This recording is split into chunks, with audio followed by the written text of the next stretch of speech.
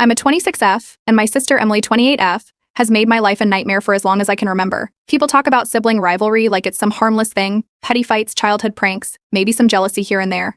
That's not what this was. Emily didn't just want to be better than me, she wanted to destroy me. It started young. Every time I made a friend, Emily found a way to turn them against me. She was the golden child, charming, confident, the kind of person adults adored. I was the quiet one, the sensitive one, the one always accused of overreacting. If I told my parents that Emily was lying about me, they'd brush it off as sibling stuff. Middle school was the first time I saw how far she'd go. I had a best friend, Sarah. We were inseparable, until one day, Sarah stopped talking to me. Just like that. I'd catch her whispering with Emily, throwing me side glances, acting like I was some joke. A month later, I overheard Sarah telling someone that Emily had warned her I was obsessed with her, that I was a clingy weirdo who would eventually stab her in the back. It was completely made up, but it worked. I was left alone, confused, and humiliated. High school was worse. My closest childhood friend, Josh, completely cut me off. He wouldn't even look at me in the hallways.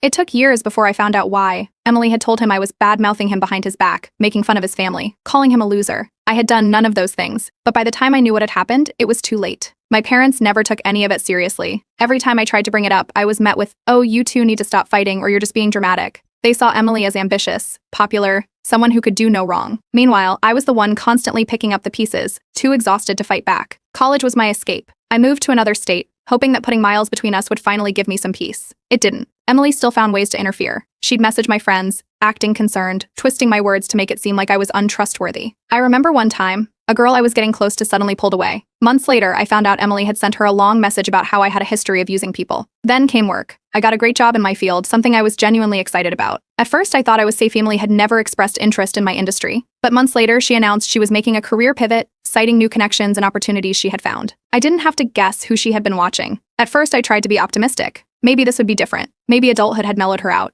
It hadn't.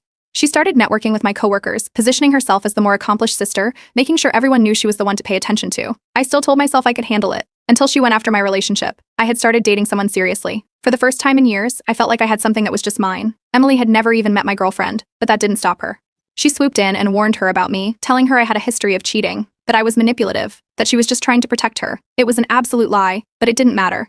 My girlfriend dumped me in a whirlwind of tears and accusations, too overwhelmed to figure out what was true. That was my breaking point. I thought about going low contact, but it wouldn't change anything. Emily had already embedded herself into my life. She wasn't just a problem, I was trapped. So I made a decision. I got a job offer in a different city, in an industry space Emily hadn't touched yet. It was a fresh start, and I took it without hesitation. And that's where I met Madeline. Madeline 30F was the kind of woman Emily had always wanted to be. Successful, well-connected, respected. I'd heard Emily talk about her for years, desperately trying and failing to get into her exclusive social group. Madeline was the one person Emily could never impress, no matter how hard she tried. And then somehow I found myself standing next to her at a work event. At first, I wasn't thinking